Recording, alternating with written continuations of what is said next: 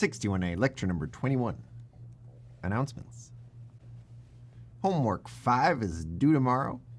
Ants is due next Friday, but the checkpoint is due this Friday. The second checkpoint is due next Tuesday, and you get an early submission bonus point for turning the whole thing in by next Thursday. So please think of next Thursday as the deadline. Hopefully you'll get that early submission bonus point. There's also an extra credit question. Try to finish that by next Thursday too, so you can get 3 points of extra credit, 1 for turning it in early and 2 for finishing the extra credit question. In order to help you out, we're hosting project parties 5 p.m. to 7 p.m.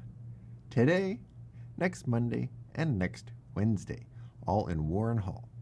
We're going to run the project parties a little bit differently than we did before because they seemed kind of chaotic. So this time around, we're going to designate particular tables for particular questions, and instead of having the staff running around looking for people to help, we'll have the students move around.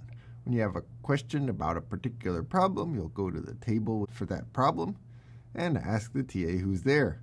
This should be very efficient because the TA or tutor who's there is just going to help people with the same problem for a while, and that means they'll get really good at helping people with that problem.